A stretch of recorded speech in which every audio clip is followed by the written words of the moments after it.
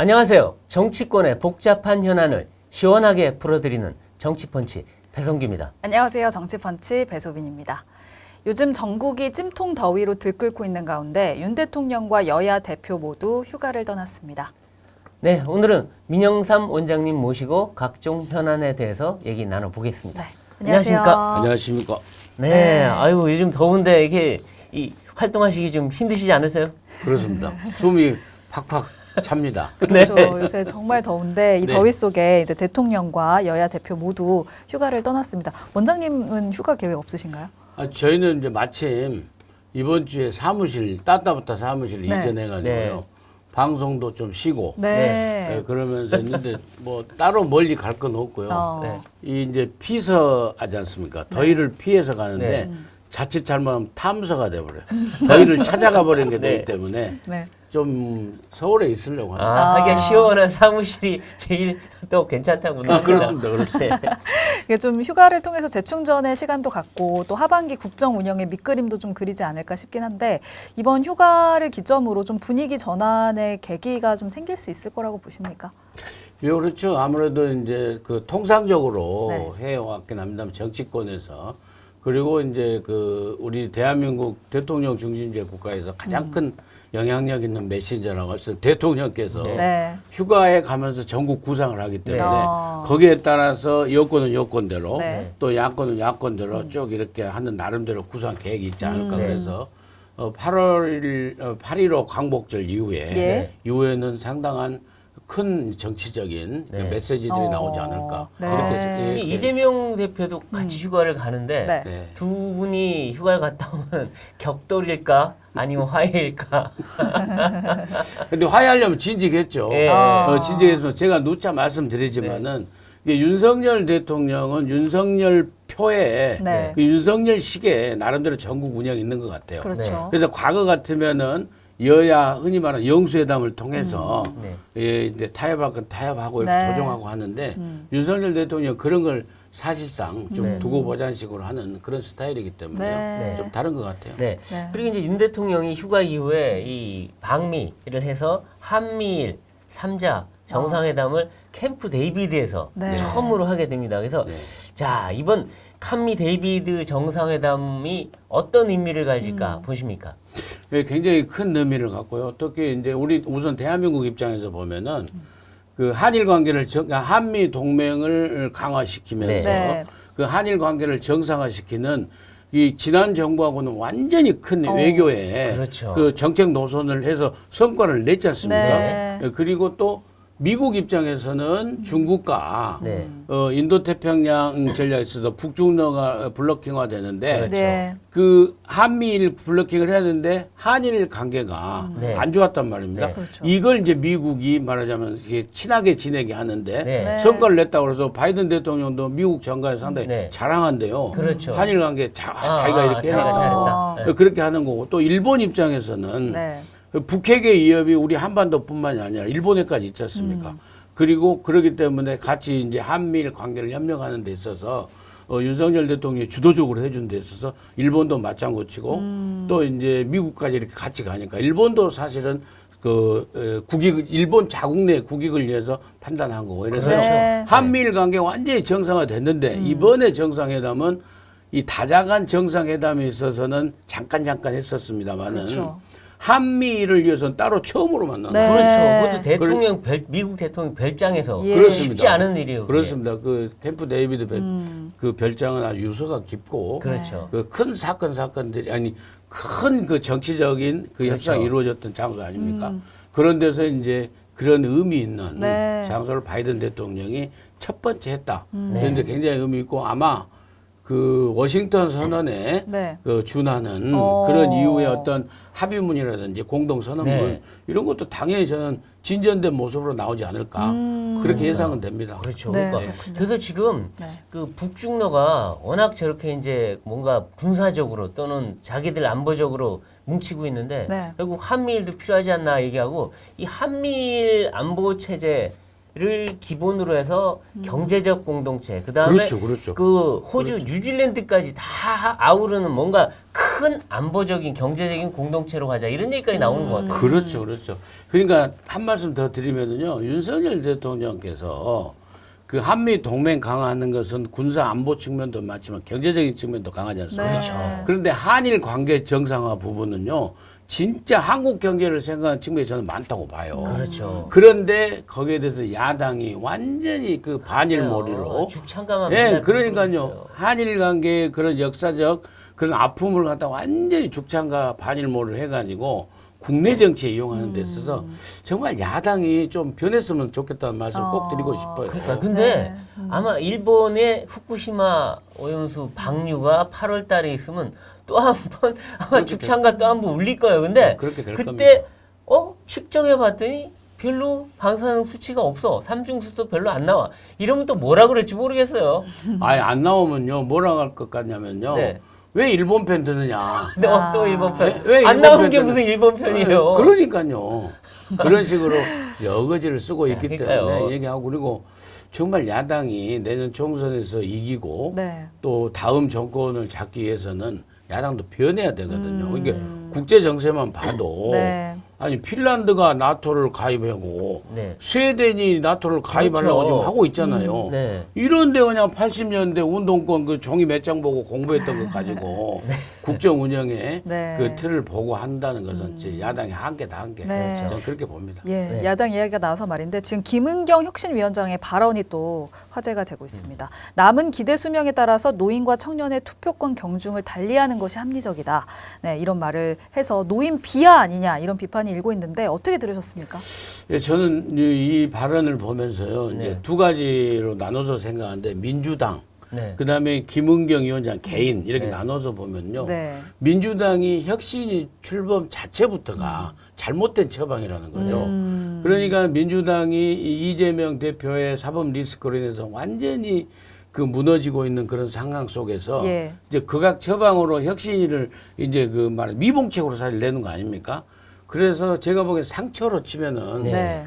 예, 골문 부분을 그 도려내고 수술을 해야 될 부분인데 네. 그 김은경 혁신위를 통해서 반창고를 붙여놓은 거예요. 예. 예. 반창고 하나. 예, 근데 그 반창고가 네. 그나마 시원찮은 거예요. 네. 예, 그래서 너덜너덜이군요. 완전 너덜너덜해가지고 그러니까 그것이 바로 김은경 혁신위원장의 그 정치적 역량의 한계죠, 한계.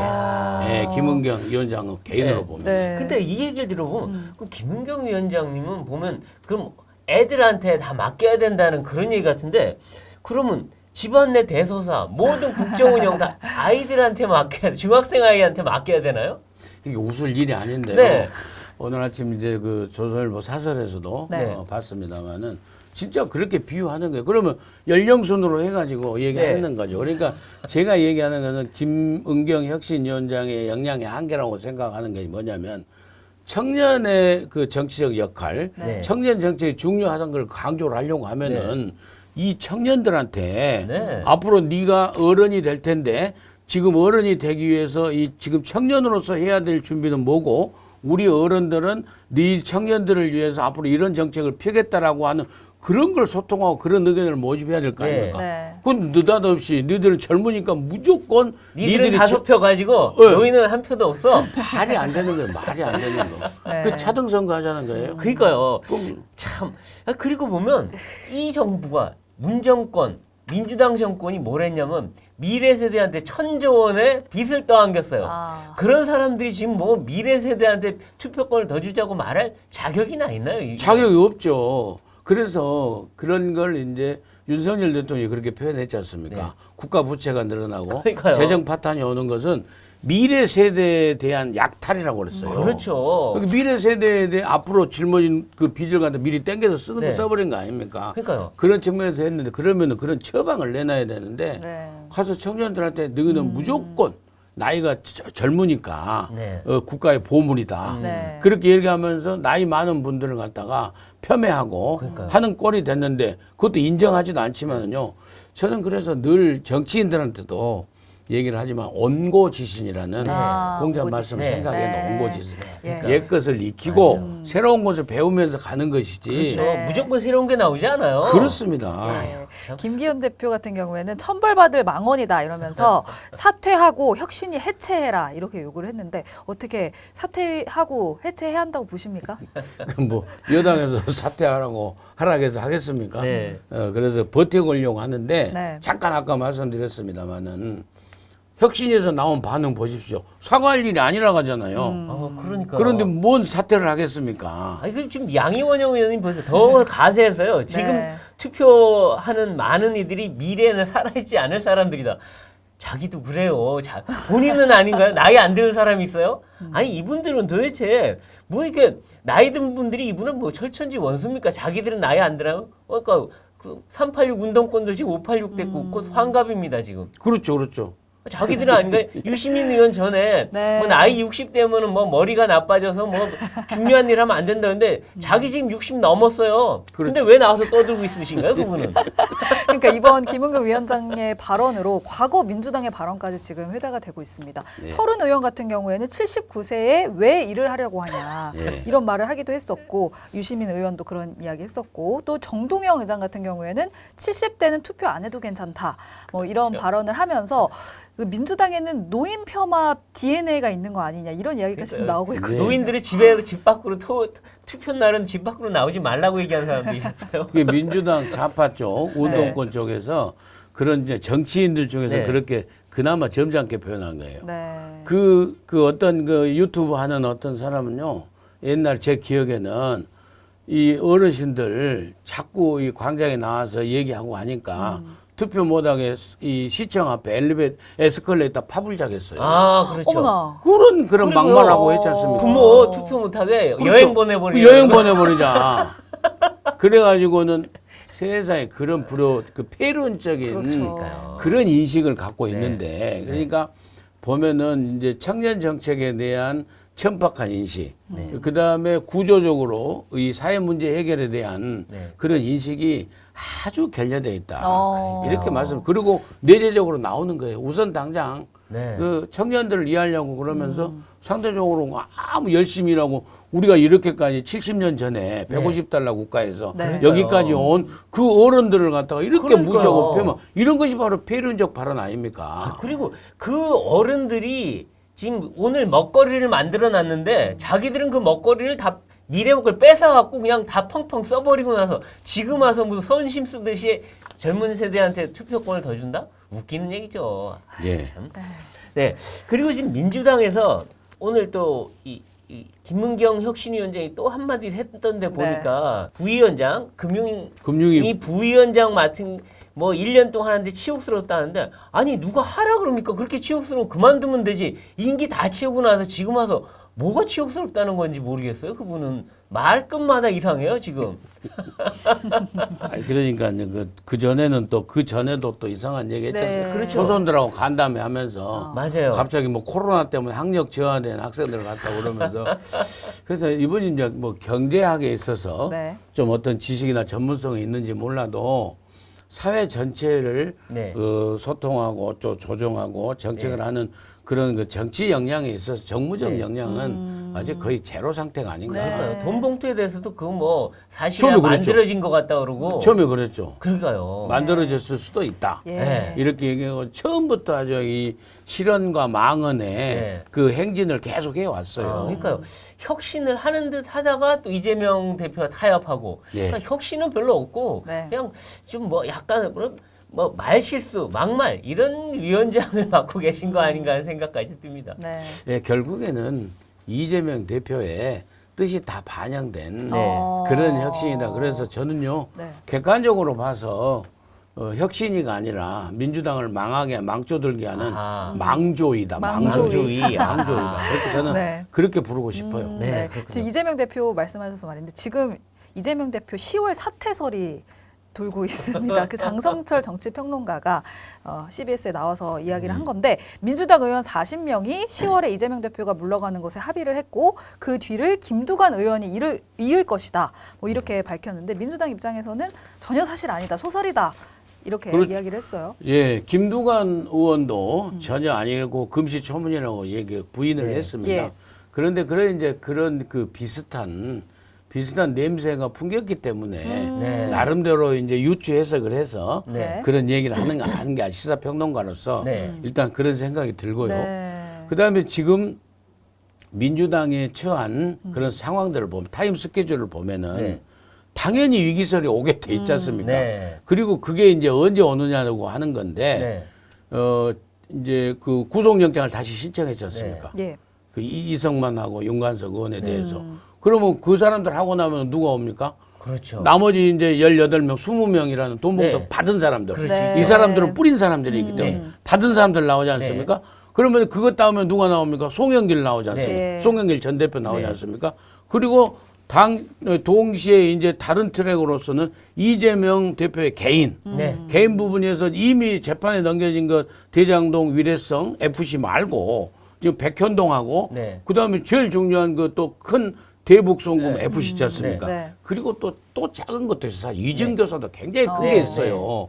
근데 그런 측면에 대해서 이제 또 여기서 영장 청구가 되고 네. 하면 이게 지금 8월, 9월에 다 이어지잖아요. 그렇죠. 이어지면서 제가 생각할 적에는 9월 추석 밥상 민심까지 이어져 버려요. 어. 그러니까 자연스럽게 10월에는 뭐 이기 말 안 해도 위기가 오게 돼 있는 거예요, 지금. 아, 자연스럽게 오게 돼 있는 걸 자연스럽게 오게 얘기한 돼 있는 거다. 거예요. 그리고 이재명 대표가 물러나고 안 물러나고 아무 의미가 없다고 네. 저는 봐요. 네. 있어도 이기고 네. 물러나도 이기고 네. 민주당 이기는 연말까지 지속된다. 그렇죠. 저는 그렇게 그리고 봅니다. 아마 지금 이화영 전 경기도 평화부지사의 진술이 바뀌고 있잖아요. 예. 그러니까 이재명한테 보고했다.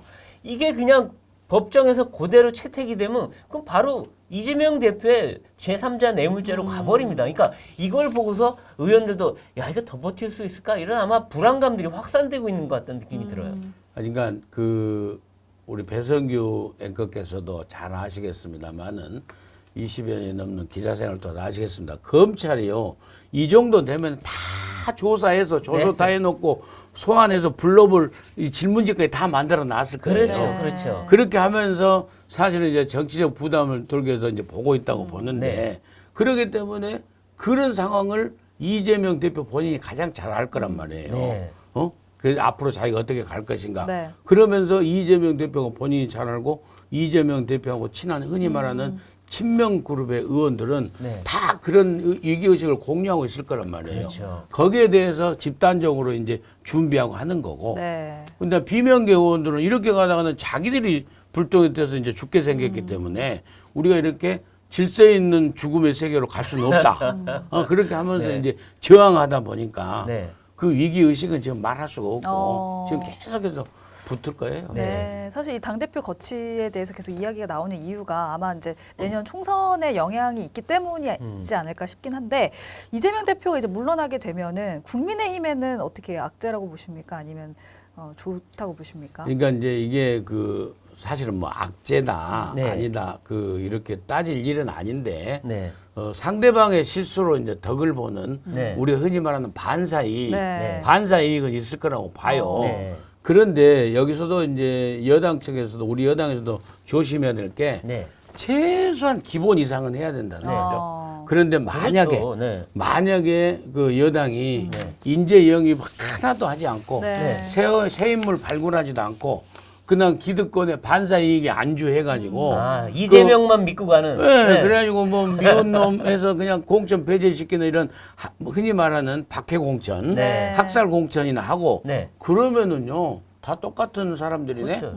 예? 또 뒤집어져요. 예, 예, 네. 그럼요. 그렇게 해가지고 지난번과 같은 네. 지난 그 21대 총선과 같은 네. 아. 그런 게 또 올 수도 있다고 우리가 그 안 온다라고 장담 못 해요. 그러니까 이재명이 꼭 살아있다고 해서 꼭 유리한 건 아니다. 오히려 방심하면 오히려 또 뒤집힐 수 있다. 그렇습니다. 예, 그렇게 보고 그렇죠. 그다음에 또 이재명 대표가 정말로 그 대승적 결단을 해가지고 네. 네. 민주당 본인이 물러나고 딱 해서 전열 정비합시다. 네. 비대위원장 딱 새로운 사람 예, 시키고. 그렇게 가면은 어떻게 할 겁니까 여당은? 그렇죠. 대통령의 국정 이재명만 바라보다가 완전히 그냥 닥쳤던 게 이렇게 지붕 쳐다보는 격으로. 예, 그러기 때문에 아. 이제 여당도 그런 인물 발굴, 그렇죠. 인프라고 빨리빨리 해야 되고 그다음에 네. 그 대통령의 국정 수행 과정에서도 확실하게 뒷받침하는 네. 그런 모습을 보여야 된다고 생각을 합니다. 네. 네. 근데 이 와중에 지금 정청래 의원이 갑자기 만약 이재명 대표가 한테 뭔 일이 있으면은 뭐 자기가 혹시나 될 수 있느냐 뭐 이런 식의 아주 희한한 말을 해서 사람들이 저 사람 뭐지 하고 있는데 네. 정청래 의원이 정말 당 대표 이어받을 수 있는 거라고 보십니까? 그런 거를 이제 헌욕심이라고 하는 헌욕심. 꿈 깨몽이라고 하는 건데 깨몽인데, 예. 그러니까 뭐 민주당 그 당헌 당규에 의하면은 예. 일정 기간에 어떻게 하면 대표를 다시 뽑는 경우가 뭐 있는 모양이에요. 아 그렇죠. 뭐 몇 개월 안 남으면은 예, 그냥 예. 승계받는 식의 예, 뭐, 예. 그런 거 있고 또 승계받는 것도 있고 있는 모양이에요. 그렇게 네. 얘기를 하는데 적어도 본인이 이제 수석 최고위원이라고 하면은 네.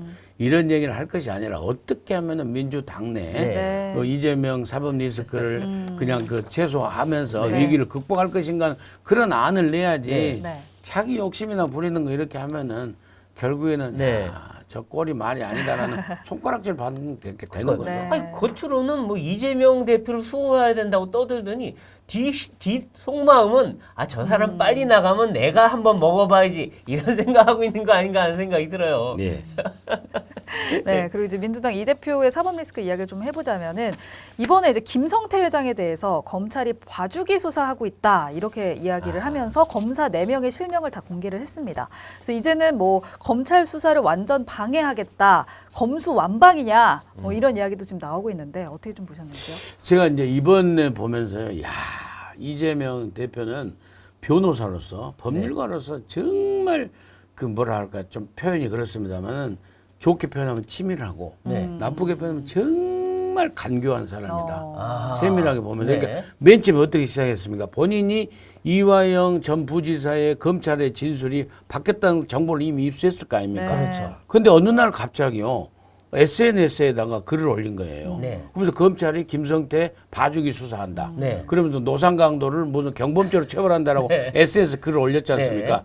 이게 이미 본인이 생각해가지고 방어 시나리오를 세운 거예요. 예. 아 그렇군요. 그러면서 한쪽으로는 그 전에 이제 그 조선일보 TV조선이 단독한 그 있지 않습니까? 박찬대 보내가지고 이화영 네, 즉해가지고 이화영의 진술을 바꾸려고 하고. 바꿔보려고 한 거죠. 네. 네. 그런데 이게 여의치 않으니까 네. 여의치 않으니까 그 다음 비안으로 김성태를 공격하면서 검찰을 공격하자. 네. 라고 하면서 그 SNS에 글을 올리고 네. 그다음에 민주당의 그 자기 그 홍위병들 동원해가지고 홍위병이라는 좀 그렇습니다. 네. 동원해서 수원지검에 가서 항의하고 그렇죠. 연장 그다음에 농성하는 거. 네. 계속해서 이제 검찰을 이렇게 공격하는 그렇죠. 정치 검찰로 몰아가면서 정치 보복으로 그 프레임으로 몰아가는데 본인이 딱 그 SNS 글 쓰면서 보내고 이렇게 보내고 쫙 하고 있지 않습니까? 네. 이런 측면에서 야 이게 정말로 치밀하고 아. 정말 무서운 사람이구나 그러니까요. 하는 생각이 근데 들더라고요. 좀 어떻게 보면 김성태 쌍방울 회장은 그 이재명 대표를 도와주려고 했던 사람 아니에요? 같은 편이었잖아요. 그렇죠. 그리고 북한 가려면 돈 누군가 내줘야 될 거 아니에요. 그죠? 자기가 못 내면은 그렇죠. 그거 내준 사람인데 어떻게 보면 자기의 조력자인데 지금 와서 자기한테 불리해지니까 노상강도다. 네. 아니 이재명 대표는 자기한테 좋을 때는 다 좋다가 조금만 이상하면 다 모르는 사람, 측근도 아니고 나쁜 놈이고 확 바뀌어요. 유동규 씨 보십시오. 유동규 씨한테 그랬잖아요. 네, 동규야 하면서 그렇게 해놓고 네. 경기 관광공사 사장까지 시켜줬잖아요. 그러니까요. 네. 그렇게 해놓고 나중에 이제 그 진실을 얘기하고 하니까 네. 변절자라고 그러니까요. 생활이 어려워서 변절했다고 그러고 검찰이 회유했다고 그러고 그렇고, 예. 완전히 뒤집어 씌우지 않습니까? 네. 그게 이재명식의 일종의 이제 상투적 수법인 것 같아요. 그러니까요. 여태까지 그렇게 살아왔기 때문에 보면은 어. 저는 정말 개인적으로는요. 네. 개인적으로는 이재명 같은 사람이 대한민국 정치에서 네. 퇴출돼야 된다고 생각을 해요. 아니 그러니까 기본적으로 생각해 보죠. 기본적으로 북한한테 돈이 갔잖아요. 네. 네. 800만 달러, 500만 달러, 300만 달러 갔지 않습니까? 네. 누구를 위해서? 그러니까요. 완전 이재명 경기도지사를 위해서 쌍방울이 혼자 그냥 혼납한 쌍방울 건가요? 보냈지 않습니까? 그 자체도 첫 번째 반응이 뭐였어요? 국정 지지율 떨어지니까 검찰이 또 신작 소설을 신작 쓰는 거. 소설이라고 그렇게 그랬죠. 시작했잖아요. 그러면은 돈 간 것도 소설 쓴 겁니까?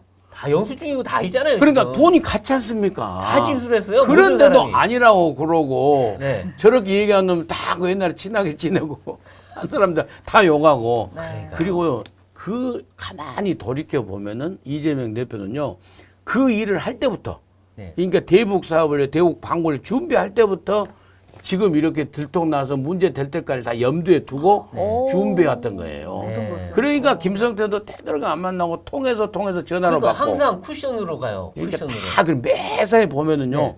고 김문기 씨도 그렇고 네. 항상 통해서 하고 그게 바로 정진상. 그죠. 정진상, 김용 요 외곽 그룹을 통해서 하지 자기가 직접 안 하더라고요. 그렇죠. 그리고 사실상 더 제가 듣기로는 김현지 보좌관이었죠. 네, 그렇죠. 여기도 엄청나게 그렇죠. 이렇게 병풍 역할을 하고 방탄 역할을 네. 하면서 예, 그러니까요. 하는 항상 그런 식으로 해서 넘어가는데 자기는 항상 빠질 여지를 두고 일을 그렇죠. 모든 거 해왔더라고요. 그러니까 아니 그 호주까지 그 여행 가서 뭐 골프 치고 요트 타고 다 하고 밥 먹고 그랬던 사람을 모른다. 모른다.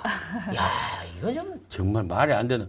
그다음에 맨 처음에 되는 거 그 검사 사칭 사건 있지 않습니까? 네, 맞아요. 같이 앉아가지고 본인이 그랬잖아요. 그 수원지검에 무슨 검사라고 하라고 그 다 PD한테 시키고. 다 시켰잖아요. 네. 그래놓고 나중에 네. 그 A 씨 김인섭 씨 A 씨라는 사람한테 그 얘기를 부탁을 한 거 아닙니까? 그렇죠. 이렇게 내가 안 한 걸로 하라고. 안 한 걸로 해주라고 그랬는데 그게 네. 녹음의 테이프에 녹음이 있는 거예요. 그렇죠. 예, 그 A 씨 제가 잘 알거든요. 네. 잘 아는데 그 녹음이 있는 거예요. 그러니까 매사에 그런 거예요. 그러니까 그 PD랑 뭐 그 같이 그 했던 사칭 그 양반이 열 받아갖고 지금 막 화를 내잖아요. 아니 당신이 같이 해놓고 뭔 소리냐고. 예, 그렇습니다. 그러니까 참 이게 네. 그 이재명 대표를 보면 야 자기 유리할 때 불리할 때 완전히 달라지고 또 말이 표변하고 이런 느낌이 너무 많이 줘요. 물론 뭐 그게 아직 유죄로 확정되거나 한 건 아니지만 그렇죠. 사람들이 볼 땐 이게 한두 번이 아니라 아, 저분 과연 믿을 수 있는 분인지 알 수가 없어요. 아, 박정희 대통령 존경한다 한 줄 알았더니 진짜로 진짜 존경하는 줄 알았냐고. 유리할 때 얘기해놓고 딱 뒤집어지니까 그러니까 확 뒤집어버려요. 확 뒤집어버리잖아요. 네. 근데 어쨌든 이재명 대표가 지금 그 대북 송금 뭐 그다음 백현동도 지금 진술이 다 나와 있어요. 예? 근데 이거 피해갈 수 있을까 과연? 그러니까 백현동 부문도 이제 사실은 그 100억 네. 그 정방울 씨라는 사람 200억 뭐 달라고 해서 네. 100억은 저리 가고 100억은 이리 간다 했는데 절반은 이재명 시장 쪽으로 준 걸로 생각했다라고 하는 거 아니에요? 정신상 이재명한테 네, 주기로 네, 하고 네. 100억은 김인섭 씨 본인이 본인이 뭐, 예, 네. 쓴다 이렇게 했다는 거 아닙니까? 근데 그런 것에 관한 진술 조사가요. 이제 백현동 부분에 있어서는 정진상 씨까지 다 소환 조사를 했지 않습니까? 네. 그렇죠. 그러니까 딱 한 사람 남은 거예요. 네. 이제 한 남은 겁니다. 네. 그렇기 때문에 백현동 부분에 있어서도 네. 이재명 그 대표가 네. 벗어나기가 쉽지 않아요. 네. 그래서 요즘 이제 유행어로 이재명은 뭐 서울 찍고 수원 찍고 뭐 한다는 거 아닙니까? 그러니까 수원지검에서 하는 조사 있고 그렇죠. 중앙지검에서 하는 조사 있고 그렇죠. 하니까 그렇게 가야 그러다 된다. 전국을 돌아다니실 것 같아요. 전국을 돌아다닌다 하는 거 아닙니까? 근데 이번에 네. 이 윤관석, 이성만 이 두 사람에 대해서 이제 구속영장이 이제 청구가 됐는데 네. 이제 방탄도 못해요. 왜냐하면 국회가 안 열리고 있기 때문에. 그렇죠, 그렇죠. 근데 이분들에 대해서 정말 영장이 떨어지고 나면 그 동안에 방탄했던 그 체포동의안 부결시켰던 이 모든 게 다 네. 정치적으로 부당했던 거라는 게 입증되는 거 아닐까? 그렇습니다. 예, 그렇게 되면서 이제 그 이재명 대표의 네. 그 자가당착적인 그런 위선적인 네. 그런 답변, 그러니까 불체포 특권 하나만 보더라도 네. 이재명 대표가 얼마나 이중적인가, 그렇죠. 그걸 우리가 알 수 있는 거 아닙니까? 만약에 영장이 진짜 발부된다면, 네. 그리고 이재명 대표는요, 보십시오, 얼마나 치밀하냐면요, 불체포 특권이라고 안 했어요. 네. 불체포 권리라고 했어요. 네. 그 권리를 자기가 포기한다라고 얘기하는 거예요. 네. 그 정도로 이 단어 하나하나에 네. 다 신경을 쓰면서 준비를 한다니까요. 그러니까요. 예. 그렇기 때문에 네. 사실 그 불체포 특권 그 포기하겠다라고 갑자기 원고에 없는 거 얘기했지 않습니까? 네.